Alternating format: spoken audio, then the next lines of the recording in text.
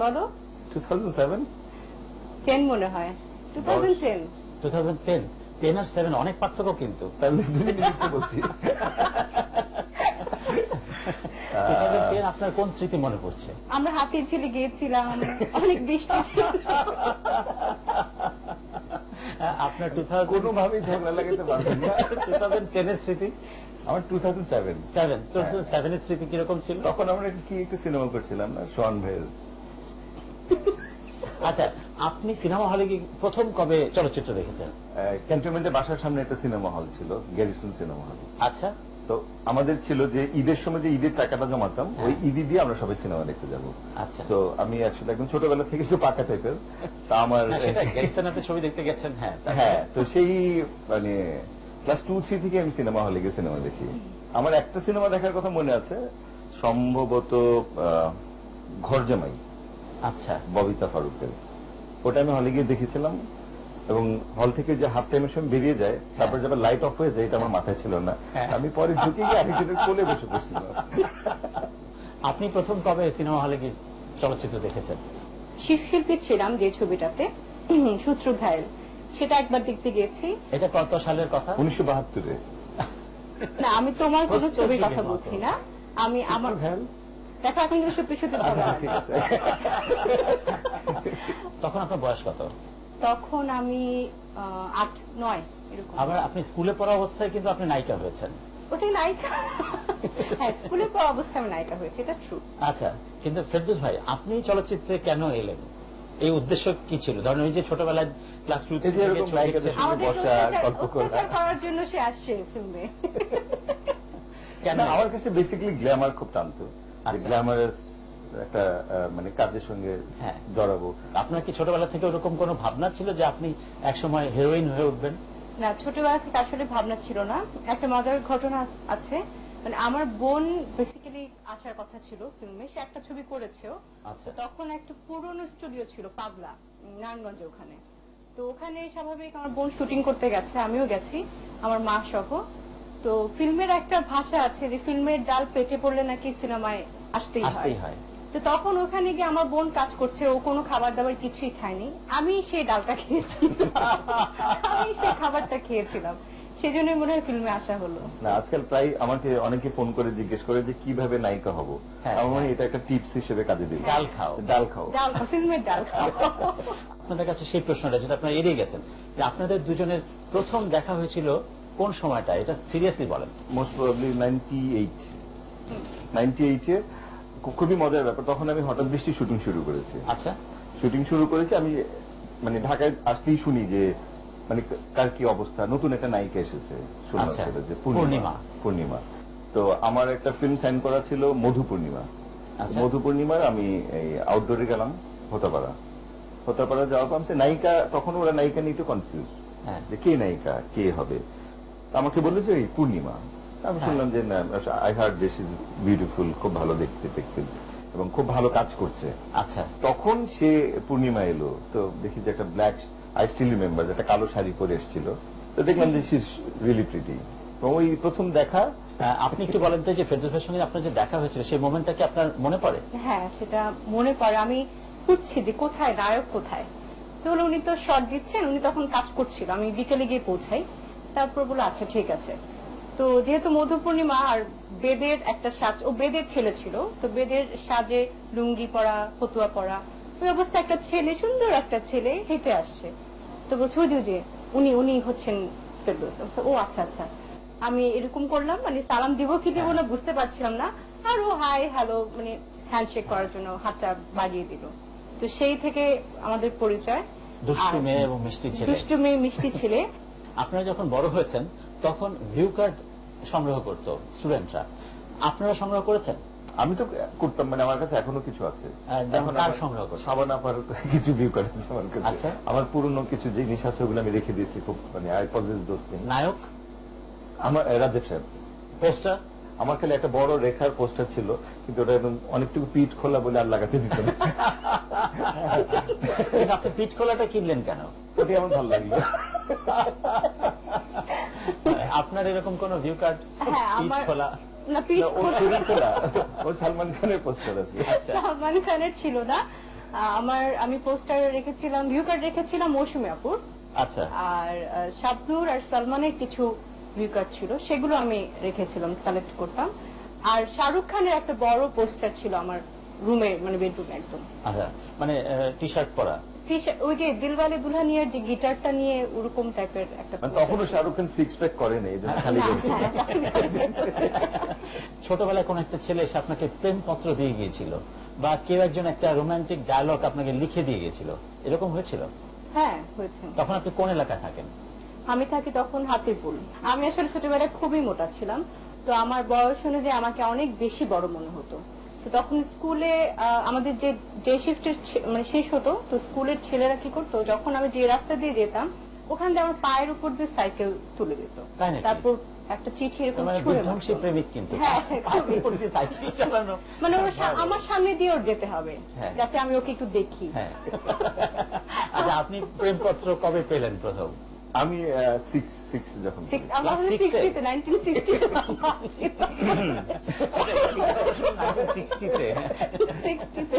আচ্ছা, আমরা এটাতে আসি। আপনি ক্লাস 6 এ প্রেমপত্র কি? আমার বাসার সামনে একটা দোতলা বাসা ছিল, তো ওই বাসার হাফ ছাদ আর হাফ হচ্ছে গিয়ে কোনো ফ্যামিলি থাকে। প্রায় দেখা যেত যে এমন একটা ভাড়াটি আসছে যে ওর একটা ছোট মেয়ে আছে, ক্লাস 4 বা 3 তে, এরকমই হবে 3-4 থেকে। আর মানে হয় না যে ইচ্ছা পাকা, কিন্তু বেলা হাঁটতো এরকম এরকম। আমি বাড়িতে হঠাৎ করে দিনে কে একটা গোল করে ছুরি মারলো আপনার দিকে। হ্যাঁ, আমি এরকম মাঝে মাঝে আমিও তাকাতাম, তো ছুরি মারলো, ছুরি মেরে দৌড়। তারপর দেখি যে আবার আমি আর নিচ্ছি না, তারপরে আবার কিছুক্ষণ পরে এসে দেখে আছে কিনা, আমি নেই না। তারপর একবার গিয়ে নিলাম, দেখলাম যে কি দেরি করলেন কেন? হ্যাঁ, এত দেরি করলেন কেন নিতে?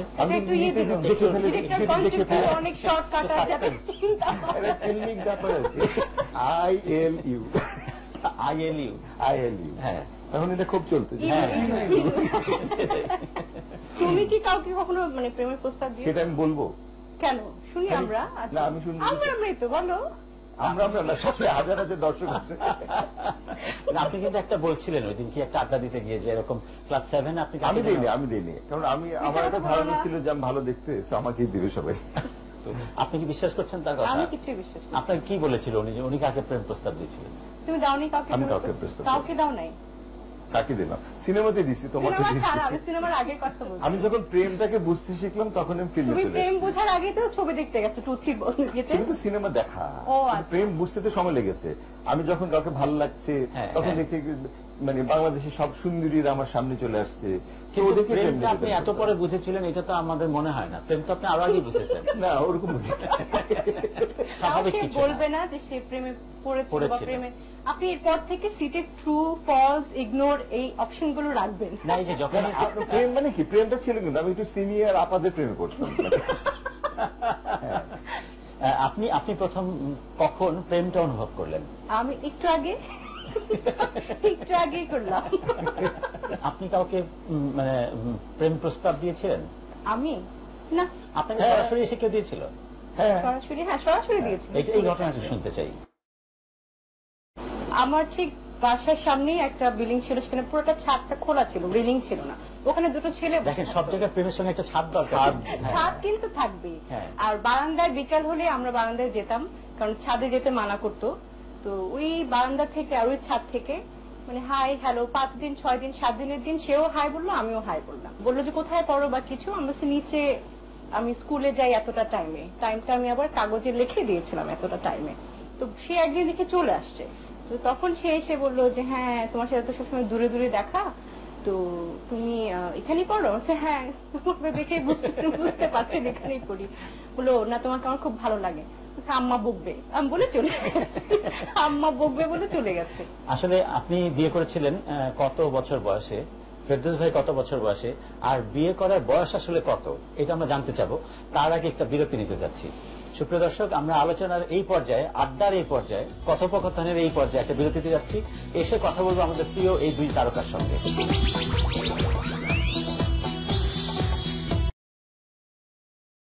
যাচ্ছিলাম, তারপর দায়িত্ব আরো বেশি বাড়লো, আরো ভালো কাজ পাওয়ার একটা ক্ষুধা জন্মালো। আরো ভালো কিছু দর্শকদের যাতে দিতে পারি, আরো যাতে সামনে পুরস্কার পেতে পারি, সেই ইচ্ছাটা হলো। কিন্তু সেই সুযোগগুলো যদিও পাইনি, কিন্তু পূর্ণিমা হিসেবে আমি আগে যা ছিলাম এখন তার চেয়ে একটু বেটার, একটু ভালো। আবার আমাদের চলচ্চিত্র ঘুরে দাঁড়াচ্ছে। তো এখন আপনার কি মনে হয় যে মাঝখানে আমাদের দেশে চলচ্চিত্র যেরকম চর্চা শুরু হয়েছিল, এখন আবার যে একটা ভালো ছবি করার প্রতিযোগিতা, এই পার্থক্যটার মধ্যে আপনি দূরে থেকে কি অনুভব করেছেন? সেটা তো ছিল অনেক আগের কথা, সেটা কাটিয়ে উঠেই কিন্তু এখন অনেক ভালো চলচ্চিত্র হচ্ছে। এবং আমরা যে মানে কাজটা করেছি 35-এ করেছি, সেটা থেকে এখন ডিজিটালে চলে এসেছে। তারপরেও আমি বলবো মানে ভালো কাজ হচ্ছে, এবং আমি অ্যাপ্রিসিয়েট করছি যারা যেসব নতুন পরিচালকরা আসছেন, যেসব নতুন আর্টিস্ট আসছেন এবং ফিল্মটাকে ভালোবেসে ফিল্মটা করছেন, এটা অবশ্যই অ্যাপ্রিসিয়েট করার মতো। আচ্ছা ফেরদৌস ভাই। আমি একটু দ্বিমত পোষণ করব পূর্ণিমার সাথে। সেলুলয়েড থেকে কনভার্ট করে এখন আমরা ডিজিটালে ছবি হচ্ছে, হ্যাঁ ভালো ছবি হচ্ছে, কিন্তু পরিমাণে খুবই কম। কারণ সেই সাথে অনেক খারাপ ছবি হচ্ছে। হয়তো একটা টেলিফিল্ম কেউ বানাতে যেত, 10 লাখ টাকা 12 লাখ টাকা বাজেট, ও 3-4টা গান জুড়িয়ে দিয়ে 2-3টা ফাইট দিয়ে একটা সিনেমার নাম দিয়ে রিলিজ করে দিচ্ছে। তো এটাতে কিন্তু দর্শক ডিস্ট্রাক্ট হয়, দর্শকের জন্য একটা। কিন্তু এই ধরনের এক্সপেরিমেন্টটা তো আসলে লাগবেই, কারণ আপনি পরবর্তী সময় নতুন ডিরেক্টর তৈরি করতে হবে পজিটিভ ভাবে। আজকে যদি মনে করেন যে যেখানে আপনি এই যে এত বড় গর্জিয়াস একটা সেট বানিয়েছেন, সো এটা একটা সময় ছিল কি স্টুডিওর ভিতরে একটা ছোট জায়গাতে কিন্তু আমরা এই ধরনের একটা অনুষ্ঠান করতাম, কিন্তু এখন আমাকে সারা ওয়ার্ল্ডের সঙ্গে কম্পিটিশন করতে হচ্ছে। তো ফিল্মটা তো সেরকম।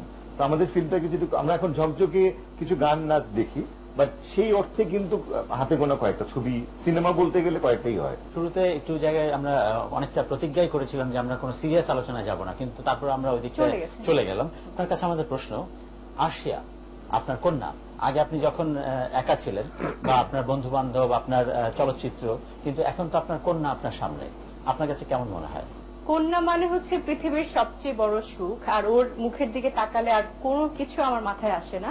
মা হতে পেরেছে, এটা আল্লাহর কাছে অনেক অনেক শুকরিয়া। ফেরদৌস ভাই, নুজহাত নামিরা আপনার 2 কন্যা, আপনার কাছে কেমন অনুভূতি? এই যে আমি ফিল করি যে পৃথিবীতে দুজন মানুষ জন্মেছে যারা ওদের কাজ হচ্ছে আমাকে ভালোবাসা, ওদের আর কোনো কাজই নেই ভালোবাসা ছাড়া। আসলে এই ধরনের শর্তহীন ভালোবাসা পৃথিবীর আর কোনো সম্পর্কে খুব একটা হয় না, মানে বাবা মা ছাড়া আমি মনে করি।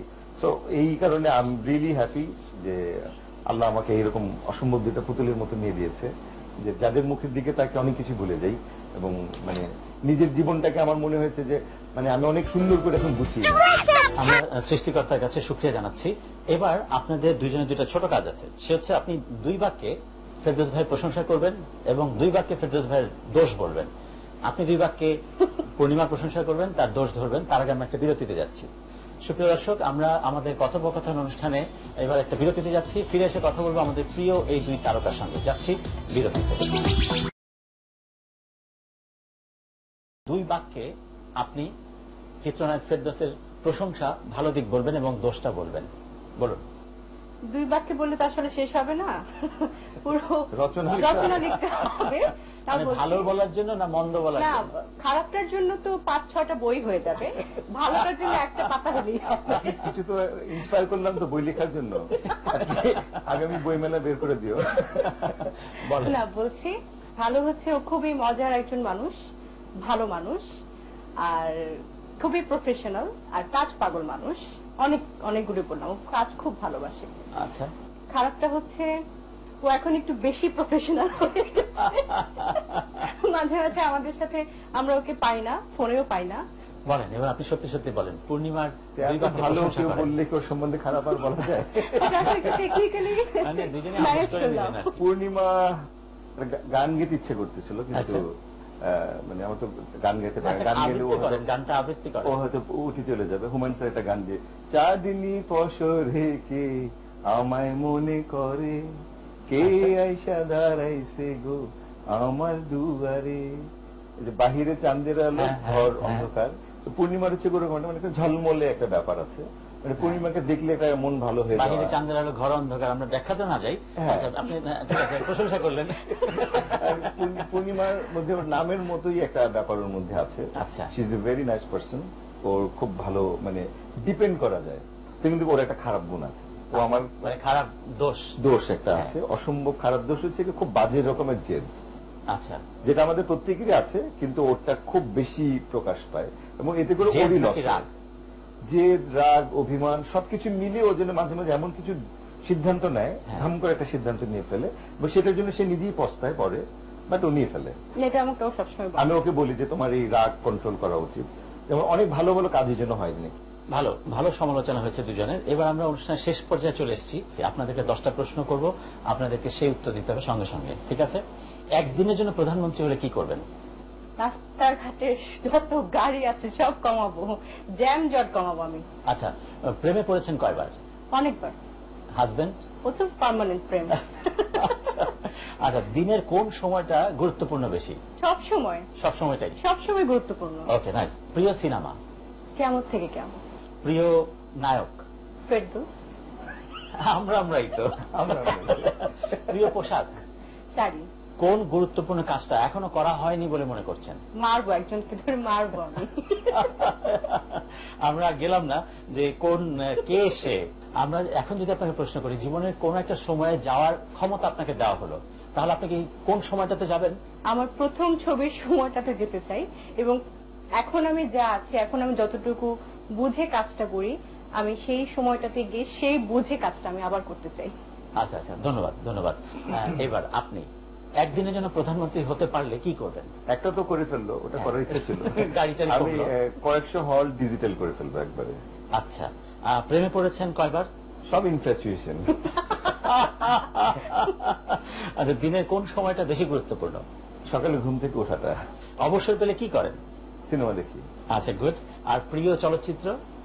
টাইটানিক। প্রিয় নায়িকা? সুচিত্রা সেন। আর অবশ্যই অবশ্যই পূর্ণিমা। পূর্ণিমা পূর্ণিমা। আমরাই তো অনেক অনুষ্ঠানের নাম বলিনি, আজকে অনেকবার পূর্ণিমা পূর্ণিমা বলে দিলাম। কোন গুরুত্বপূর্ণ কাজটা করা এখনো বাকি আছে বলে মনে করছেন? সিক্স প্যাক বানানো হয়নি। আচ্ছা, জীবনের আগে ফেলে আসা কোন একটা সময় যাওয়ার জন্য যদি আপনাকে ক্ষমতা দেওয়া হয়, কোন সময়টাতে যাবেন? আমি উত্তম সুচিত্রা পিরিয়ডে যাব, এবং উত্তম কুমারকে বাদ দিয়ে সব সিনেমাগুলো আমি করবো। হ্যাঁ, আমরাও চাই যে আপনি উত্তম সুচিত্রার সেই ছবিগুলো করতে পারেন। তো আমরা শেষ পর্যায়ে চলে আসছি, আপনি দর্শকদের উদ্দেশ্যে কিছু? কিন্তু আমার এখন মনে হচ্ছে যে সুচিত্রার জায়গায় আমি তো পূর্ণিমাকেই নিব। আচ্ছা, আপনি দর্শকদের জন্য কিছু বলতে চান? দর্শকদের জন্য সবসময় আমরা যা বলি সব প্রোগ্রামের শেষে, আপনারা বেশি বেশি করে বাংলা ছবি দেখুন, বাংলা ছবিকে ভালোবাসুন, এবং প্লিজ প্লিজ সিনেমা হলে গিয়ে দেখুন। আপনি দর্শকদের উদ্দেশ্যে কিছু বলতে? আসলে আজকে অনেক ফান করলাম। এই প্রথম মনে হয় আমরা কোনো প্রোগ্রাম করলাম। আচ্ছা, হ্যাঁ, এটাই প্রথম আমাদের। এই প্রথম কোন রাইট। ধন্যবাদ, স্পেশাল থ্যাঙ্কস টু ইউ। হ্যাঁ, আমার খুব ভালো লেগেছে আজকে। Thank you Purnima, thank you very much. আপনি এত সুন্দর করে সব প্রশ্ন করেন যে সব অলরেডি বলা হয়ে গেছে। দর্শকদেরকে অনেক ভালোবাসা। আমিও পূর্ণিমার সাথে একমত যে আমরা সবসময় চাই আপনারা সিনেমা হলে গিয়ে সিনেমা দেখবেন। ধন্যবাদ ধন্যবাদ। আপনি তারকার সঙ্গে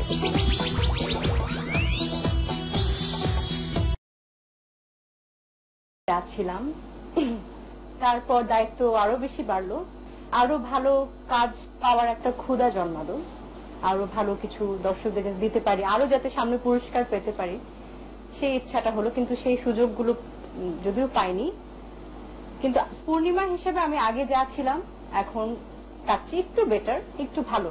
আবার আমাদের চলচ্চিত্র ঘুরে দাঁড়াচ্ছে। তো এখন আপনার কি মনে হয় যে মাঝখানে আমাদের দেশে চলচ্চিত্র যেরকম চর্চা শুরু হয়েছিল, এখন আবার যে একটা ভালো ছবি করার প্রতিযোগিতা, এই পার্থক্যটার মধ্যে আপনি দূরে থেকে কি অনুভব করেছেন? সেটা তো ছিল অনেক আগের কথা, সেটা কাটিয়ে উঠেই কিন্তু এখন অনেক ভালো চলচ্চিত্র হচ্ছে। এবং আমরা যে কাজটা করেছি 35-এ করেছি, সেটা থেকে এখন ডিজিটালে চলে এসেছে। তারপরেও আমি বলবো ভালো কাজ হচ্ছে, এবং আমি অ্যাপ্রিসিয়েট করছি যারা যেসব নতুন পরিচালকরা আসছেন, যেসব নতুন আর্টিস্ট আসছেন এবং ফিল্মটাকে ভালোবেসে ফিল্মটা করছেন, এটা অবশ্যই অ্যাপ্রিসিয়েট করার মতো। আচ্ছা, ফেরদৌস ভাই। আমি একটু দ্বিমত পোষণ করবো পূর্ণিমার সাথে। সেলুলার থেকে কনভার্ট করে এখন আমরা ডিজিটালে ছবি হচ্ছে। হ্যাঁ, ভালো ছবি হচ্ছে, কিন্তু পরিমাণে খুবই কম। কারণ সেই সাথে অনেক খারাপ ছবি হচ্ছে। হয়তো একটা টেলিফিল্ম কেউ বানাতে যেত, 10 লাখ টাকা 12 লাখ টাকা বাজেট, ও 3-4টা গান জুড়িয়ে দিয়ে 2-3টা ফাইট দিয়ে একটা সিনেমার নাম দিয়ে রিলিজ করে দিচ্ছে। তো এটাতে কিন্তু দর্শক ডিস্ট্রাক্ট হয়, দর্শকের জন্য একটা। কিন্তু এই ধরনের এক্সপেরিমেন্টটা তো আসলে লাগবেই, কারণ আপনি পরবর্তী সময় নতুন ডিরেক্টর তৈরি করতে হবে পজিটিভ ভাবে।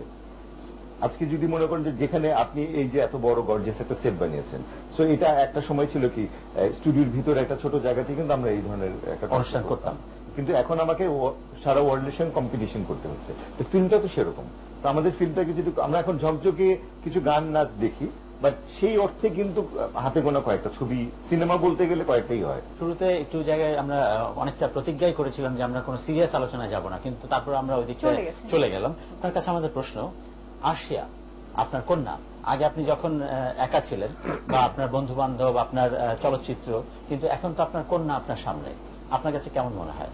কন্যা মানে হচ্ছে পৃথিবীর সবচেয়ে বড় সুখ, আর ওর মুখের দিকে তাকালে আর কোনো কিছু আমার মাথায় আসে না। মা হতে পেরেছে, এটা আল্লাহর কাছে অনেক অনেক শুকরিয়া। ফেরদৌস ভাই, নুজহাত, নামিরা আপনার দুই কন্যা, আপনার কাছে কেমন অনুভূতি? এই যে আমি ফিল করি যে পৃথিবীতে দুজন মানুষ জন্মেছে যারা ওদের কাজ হচ্ছে আমাকে ভালোবাসা, ওদের আর কোনো কাজই নেই ভালোবাসা ছাড়া। তো এই ধরনের শর্তহীন ভালোবাসা পৃথিবীর আর কোনো সম্পর্কে খুব একটা হয় না, মানে বাবা মা ছাড়া, আমি মনে করি।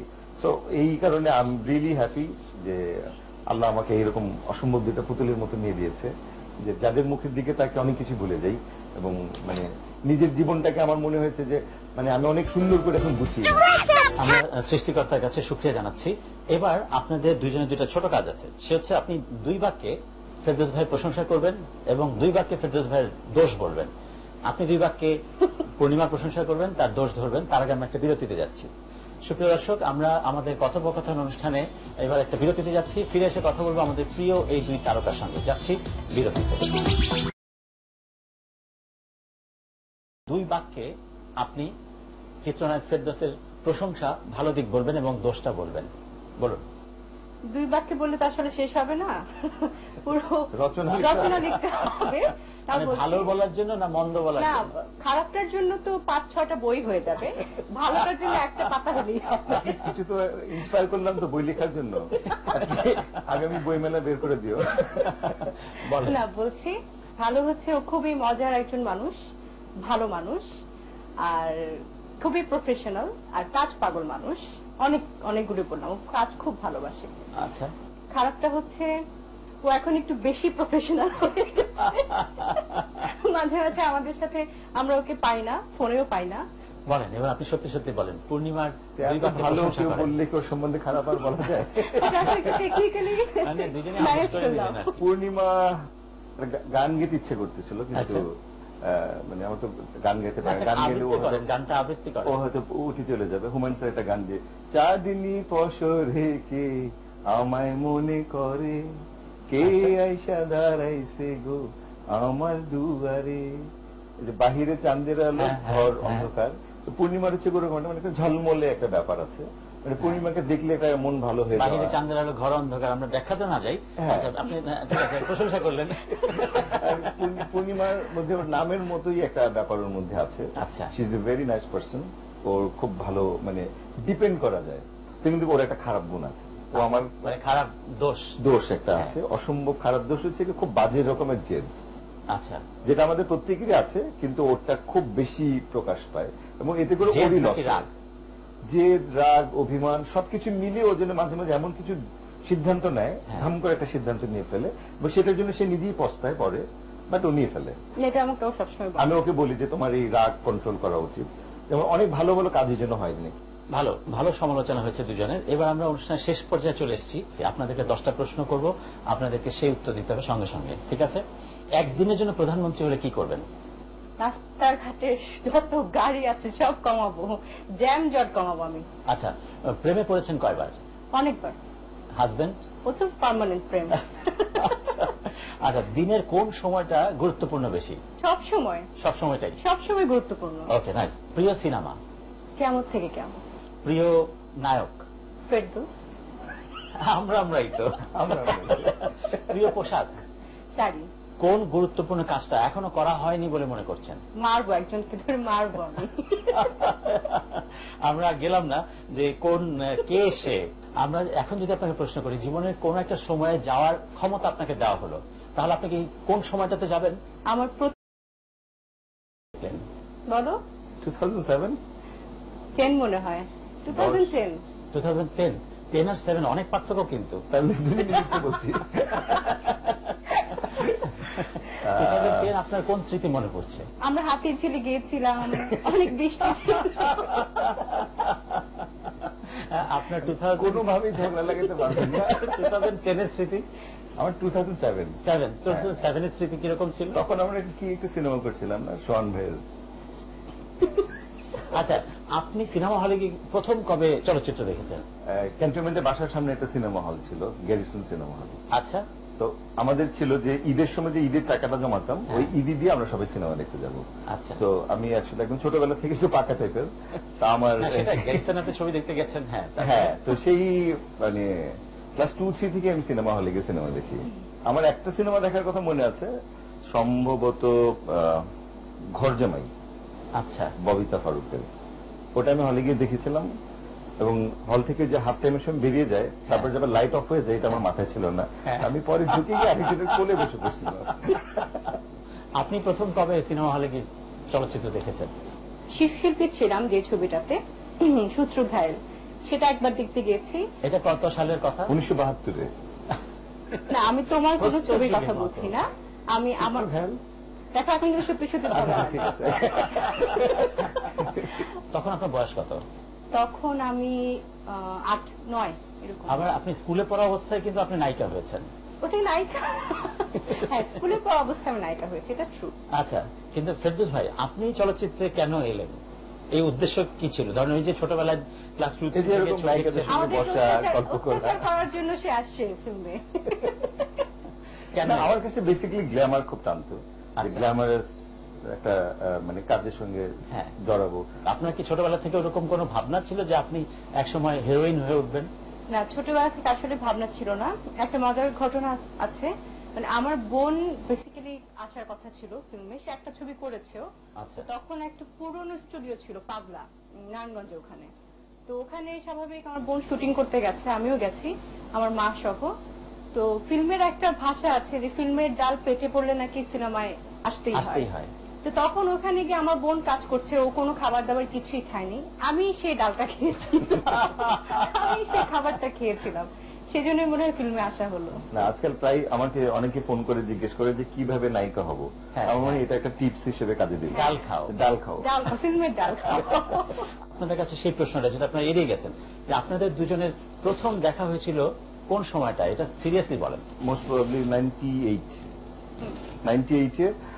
খুবই মজার ব্যাপার, তখন আমি হঠাৎ বৃষ্টি শুটিং শুরু করেছি। আচ্ছা, শুটিং শুরু করেছি আমি, মানে ঢাকায় আসতেই শুনি যে মানে কার কি অবস্থা, নতুন একটা নায়িকা এসেছে, পূর্ণিমা। তো আমার একটা ফিল্ম ফ্যামিলি থাকে, প্রায় দেখা যেত যে এমন একটা ভাড়াটি আসছে যে ওর একটা ছোট মেয়ে আছে, ক্লাস 4 বা 3 এরকমই হবে, 3-4 থেকে। আর মানে হয় না যে ইচ্ছা পাকা, কিন্তু বেলা হাঁটতো এরকম। আমি বাড়িতে হঠাৎ করে দিনে কে একটা গোল করে ছুরি মারলো আপনার দিকে। হ্যাঁ, আমি এরকম মাঝে মাঝে আমিও তাকাতাম, তো ছুরি মারলো, ছুরি মেরে দৌড়। তারপর দেখি যে আবার আমি আর নিচ্ছি না, তারপরে আবার কিছুক্ষণ পরে এসে দেখে আছে কিনা, আমি নেই না। তারপর একবার গিয়ে নিলাম, দেখলাম যে কি দেরি করলেন কেন? হ্যাঁ, এত দেরি করলেন কেন নিতে? অনেক শর্টকাট আছে, ILU, হ্যাঁ, তখন এটা খুব চলতো। তুমি কি কাউকে কখনো মানে প্রেমের প্রস্তাব দিয়েছো? সেটা আমি বলবো কেন, শুনি আমরা। না, আমি শুনি, আমরা তো বলো, আমরা সাথে হাজার হাজার দর্শক আছে। আপনি কিন্তু একটা বলছিলেন ওই দিন, কি একটা আড্ডা দিতে গিয়ে, যে এরকম ক্লাস 7 আপনি। আমি দিইনি, কারণ আমার একটা ধারণা ছিল যে আমি ভালো দেখতে, আমাকেই দিবে সবাই। আপনি কি বিশ্বাস করছেন তার কথা? আমি কিছুই বিশ্বাস করি। আপনাকে কি বলেছিল উনি কাকে প্রেম প্রস্তাব দিয়েছিলেন? তুমি দাওনি কাউকে? আমি কাউকে প্রস্তাব, কাউকে দাও নাই। কাকে দিলাম? সিনেমাতে দিছি, তোমাকে দিছি। আমি সিনেমার আগের কথা বলছি। আমি যখন প্রেমটাকে বুঝতে শিখলাম তখন আমি ফিল্মে চলে এসেছি। তুমি প্রেম বোঝার আগে তো ছবি দেখতে গেছো 2-3 বছর যেতে। কিন্তু সিনেমা দেখা, প্রেম বুঝতে তো সময় লেগেছে। আমি যখন কাউকে ভালো লাগছে তখন দেখছি মানে বাংলাদেশের সব সুন্দরীরা আমার সামনে চলে আসছে। আপনি এত পরে বুঝেছিলেন, এটা তো আমাদের মনে হয় না। প্রেম তো আপনি আরো আগে বুঝেছেন। না, ওরকম বুঝি বলবে না যে সে প্রেমে পড়েছিল বা প্রেমে। আপনি এরপর থেকে সিটে ট্রু, ফলস, ইগনোর এই অপশন গুলো রাখবেন না। এই যে যখন প্রেম মানে কি, প্রেমটা ছিল কিন্তু আমি একটু সিনিয়র আপাদের প্রেমে পড়তাম। আপনি প্রথম কখন প্রেমটা অনুভব করলেন? আমি একটু আগেই করলাম। আপনি কাউকে মানে প্রেম প্রস্তাব দিয়েছিলেন? আমি না। আপনাকে সরাসরি এসে কেউ দিয়েছিল? সরাসরি দিয়েছিল। এই ঘটনাটা শুনতে চাই। আমার ঠিক বাসার সামনেই একটা বিল্ডিং ছিল, সেখানে পুরোটা ছাদটা খোলা ছিল, রেলিং ছিল না। ওখানে দুটো ছেলে দেখেন সব জায়গায় প্রেমের সঙ্গে একটা ছাদ দরকার। ছাদ কিন্তু থাকবেই। হ্যাঁ। আর বারান্দায় বিকাল হলে আমরা বারান্দায় যেতাম, কারণ ছাদে যেতে মানা করতো। তো ওই বারান্দা থেকে আর ওই ছাদ থেকে মানে হাই হ্যালো 5 দিন 6 দিন 7 দিনের দিন সেও হাই বললো, আমিও হাই বললাম। বললো যে কোথায় পড়ো বা কিছু, আমরা নিচে, আমি স্কুলে যাই এতটা টাইমটা আমি আবার কাগজে লিখে দিয়েছিলাম এতটা টাইমে। তো সে একদিন দেখে চলে আসছে। তো তখন সে এসে বললো যে হ্যাঁ তোমার সাথে তো সবসময় দূরে দূরে দেখা, তো তুমি এখানেই পড়ো? হ্যাঁ, তোমাকে দেখে বুঝতে পারছেন এখানেই পড়ি। বললো না তোমাকে আমার খুব ভালো লাগে। আম্মা বকবে আমি বলে চলে গেছে, আম্মা বকবে বলে চলে গেছে। আসলে আপনি বিয়ে করেছিলেন কত বছর বয়সে, ফেরদৌস ভাই কত বছর বয়সে, আর বিয়ে করার বয়স আসলে কত, এটা আমরা জানতে চাবো। তার আগে একটা বিরতি নিতে যাচ্ছি। সুপ্রিয় দর্শক, আমরা আলোচনার এই পর্যায়ে, আড্ডার এই পর্যায়ে, কথোপকথনের এই পর্যায়ে একটা বিরতিতে যাচ্ছি। এসে কথা বলবো আমাদের প্রিয় এই সাইন করা ছিল মধু পূর্ণিমা। মধু পূর্ণিমার আমি এই আউটডোরে গেলাম হতাপাড়া যাওয়ার পর নায়িকা, তখন ওরা নায়িকা নিয়ে একটু কনফিউজ যে কে নায়িকা কে হবে। আমাকে বললো যে এই পূর্ণিমা। আমি শুনলাম যে না, I hard this is beautiful, খুব ভালো দেখতে এবং খুব ভালো কাজ করছে। আচ্ছা, তখন সে পূর্ণিমা এলো, তো দেখি যে একটা ব্ল্যাক, আই স্টিল রিমেম্বার, একটা কালো শাড়ি পরে এসেছিল। তো দেখলাম যে শি ইজ রিয়েলি প্রিটি। ওই প্রথম দেখা। আপনি একটু বলেন তো যে ফেরদৌস ভাইয়ের সঙ্গে আপনার যে দেখা হয়েছিল সেই মোমেন্টটা কি আপনার মনে পড়ে? হ্যাঁ, সেটা মনে পড়ে। আমি খুঁজছি যে কোথায় নায়ক কোথায়। তো উনি তো শর্ট দিচ্ছেন, উনি তখন কাজ করছিল, আমি বিকেলে গিয়ে পৌঁছাই। তারপর বললো আচ্ছা ঠিক আছে। তো যেহেতু মধু পূর্ণিমা আর বেদের একটা সাজ, ও বেদের ছেলে ছিল, তো বেদের সাজে লুঙ্গি পরা, ফতুয়া পরা, ওই অবস্থা একটা ছেলে, সুন্দর একটা ছেলে হেঁটে আসছে। তো বলছে যে উনি হচ্ছেন ফেরদৌস। ও আচ্ছা আচ্ছা। আমি এরকম করলাম, মানে সালাম দিব কি দিব না বুঝতে পারছিলাম না। আর ও হাই হ্যালো মানে হ্যান্ডশেক করার জন্য হাতটা বাড়িয়ে দিল। তো সেই থেকে আমাদের পরিচয়। দুষ্টু মেয়ে এবং মিষ্টি ছেলে। দুষ্টু মেয়ে মিষ্টি ছেলে। আপনারা যখন বড় হয়েছেন তখন ভিউ কার্ড সংগ্রহ করতো স্টুডেন্টরা, আপনারা সংগ্রহ করেছেন? আমি তো করতাম, মানে আমার কাছে এখনো কিছু আছে। যেমন কার সংগ্রহ করতেন? সাবান আপার কিছু ভিউ কার্ড আছে আমার কাছে। আচ্ছা, আমার পুরনো কিছু জিনিস আছে, ওগুলো আমি রেখে দিয়েছি। খুব মানে আই পজেস দোজ থিংস। নায়ক আমার রাজেশ সাহেব। পোস্টার আমার খালি একটা বড় রেখার পোস্টার ছিল, কিন্তু ওটা একদম অনেকটুকু পিঠ খোলা বলে আর লাগাতে দিত না। আপনি পিঠ খোলাটা কিনলেন কেন? ওটি আমার ভালো লাগলো। আপনার এরকম কোন ভিউ কার্ড পিঠ খোলা? না, পিঠ খোলা। ও সালমান খানের পোস্টার আছে। সালমান খানের ছিল না আমি পোস্টার রেখেছিলাম, ভিউ কার্ড রেখেছিলাম মৌসুমী আপুর। আচ্ছা। আর শাবনূর আর সালমানের কিছু ভিউ কার্ড ছিল, সেগুলো আমি রেখেছিলাম, কালেক্ট করতাম। আর শাহরুখ খানের একটা বড় পোস্টার ছিল আমার রুমে, মানে বেডরুমে একদম। আচ্ছা, মানে টি শার্ট পরা, ওই যে দিলওয়ালে দুলহানিয়ার যে গিটারটা নিয়ে ওরকম টাইপের একটা। তখনও শাহরুখ খান সিক্স প্যাক করে নেই, খালি। ছোটবেলায় কোন একটা ছেলে এসে আপনাকে প্রেম পত্র দিয়ে গিয়েছিল, বা কেউ একজন একটা রোমান্টিক ডায়লগ আপনাকে লিখে দিয়ে গিয়েছিল, এরকম হয়েছিল? হ্যাঁ, হয়েছে। তখন আপনি কোন এলাকায় থাকেন? আমি থাকি তখন হাতিপুর। আমি আসলে ছোটবেলায় খুবই মোটা ছিলাম, তো আমার বয়স অনুযায়ী আমাকে অনেক বেশি বড় মনে হতো। তো তখন স্কুলে আমাদের যে শিফটের মানে শেষ হতো, তো স্কুলের ছেলেরা কি করতো, যখন আমি যে রাস্তা দিয়ে যেতাম ওখান দিয়ে আমার পায়ের উপর দিয়ে সাইকেল তুলে দিত। তারপর একটা চিঠি এরকম প্রেমিক, কিন্তু সাইকেল চালানো মানে আমার সামনে দিয়ে ওর যেতে হবে যাতে আমি ওকে একটু দেখি। আচ্ছা, আপনি প্রেমপত্র কবে পেলেন প্রথম? আমি 6 যখন।